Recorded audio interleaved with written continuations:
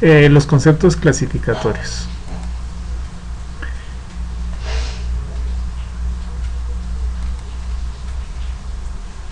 Como es bien sabido, una clasificación divide un conjunto o clase dada de objetos en subclases.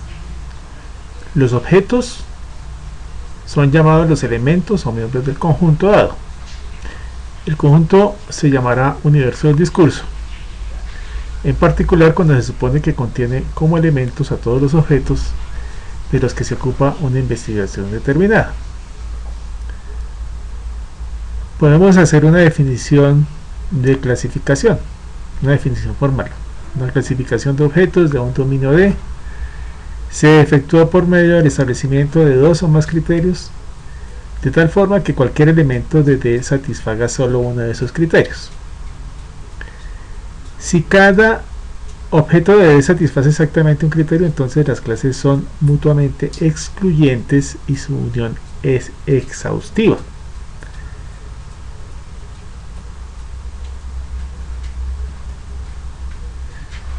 Miremos unos ejemplos para darle más concreción a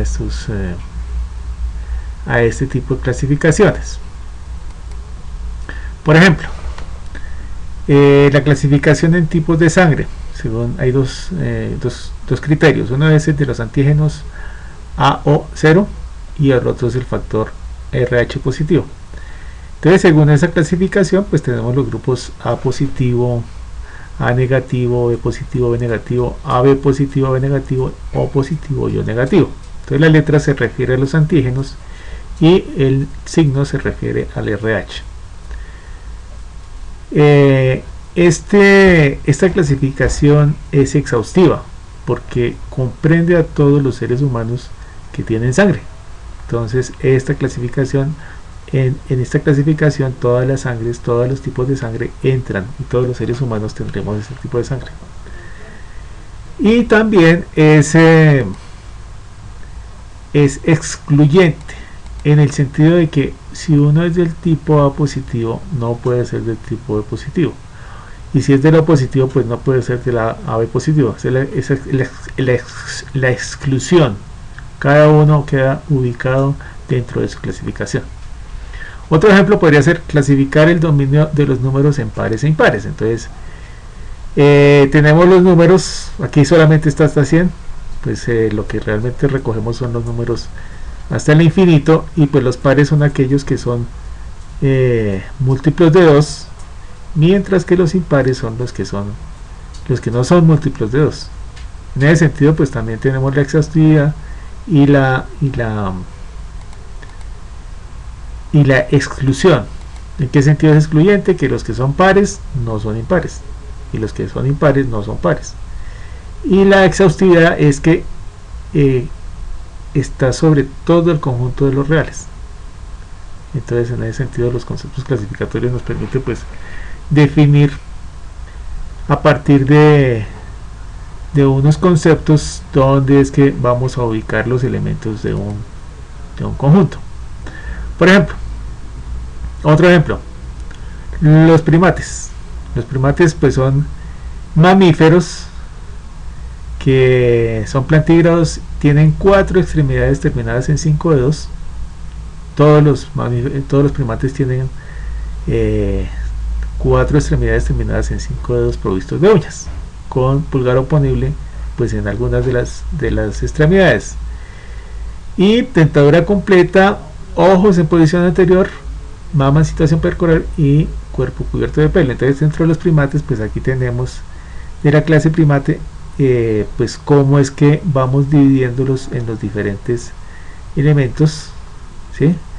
Ahí está el ser humano como uno de los primates. El ser humano es uno de los homínidos. Entonces está el Australopithecus y están los simios. Y pues aquí contemplamos todos los animales que cumplen con estas condiciones, ¿sí?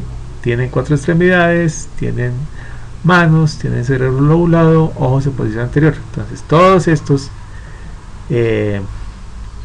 pues pertenecen a la clase de primates. Sin embargo, aquí hay una situación que se llama la definición empírica de la clasificación. ¿En qué sentido? Pues tenemos la definición formal, que es esta, donde dice estas son las condiciones, ¿no? Que tenemos uno o dos o más criterios, y a partir de esos criterios hacemos la clasificación. Pero resulta que cuando miramos la definición empírica tenemos que tener en cuenta que no solamente hay consecuencias lógicas, sino como consecuencias de hechos empíricos. En ese caso, en el caso de los primates, cada 2 o 3 años están apareciendo especies nuevas, entonces toca reubicarlos de acuerdo a la clasificación, y si la clasificación no es completa, entonces aparecerá otra rama en alguna de estas partes de la clasificación, puesto que lo estamos haciendo sobre la base de la construcción de conocimiento. El conocimiento no es estático, sino que se va aumentando con el tiempo. Ahora bien, nosotros tratamos de hablar de la objetividad de la ciencia. ¿Y cómo podemos definir esa objetividad? Pues la objetividad de la ciencia tiene 3 aspectos bien importantes. Primero, que es intersubjetivamente verificable, de tal forma que los términos utilizados sean utilizados por todos los miembros de la comunidad de investigadores, ¿sí? Así que los términos son claramente especificados y entendidos por quienes los utilizan. En ese caso, a veces se requiere, mucho siempre se requiere que esos términos queden claramente especificados por escrito. No puede ser mediante la comunicación oral, sino tiene que ser escrito para que todo el mundo pues diga estamos de acuerdo en que estos son los términos que vamos a utilizar. Segundo, debe ser independiente de la opinión. Independientemente de lo que yo piense como investigador, pues ese conocimiento debe ser objetivo. Y tercero, está basado en datos. Los datos pueden ser de 2 clases, pueden ser por las experiencias o puede ser por las observaciones. Esto nos lleva a la definición operacional. ¿Sí? En la definición operacional pues tenemos para cada concepto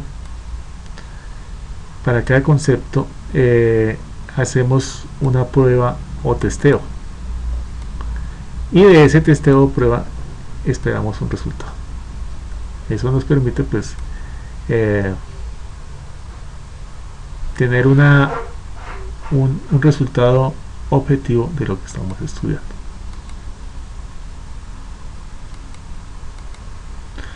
Entonces, por ejemplo, cuando estamos hablando de los primates, pues nosotros ¿qué tendríamos que verificar? Podríamos decir, vamos a hacer el test de la siguiente forma. Vamos a verificar los que tengan 4 extremidades terminadas en 5 dedos. Entonces, esa sería la pregunta, ¿sí? Ese es el concepto, que tengan 4 extremidades terminadas en 5 dedos. Entonces, el test sería verificar que tengan 5 dedos en cada una de sus extremidades, y la respuesta que esperaríamos sería si tiene 5 dedos o no tiene 5 dedos. Si tiene 5 dedos, pertenece a los primates; si no los tiene, pues no pertenece.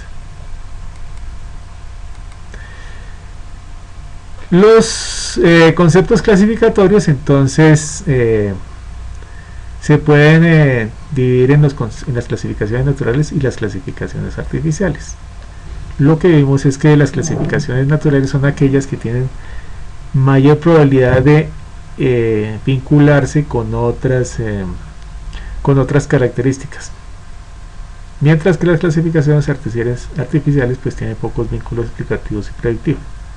En ese caso, por ejemplo, la división de los seres humanos entre hombres y mujeres pues se asocia fuertemente a los rasgos físicos.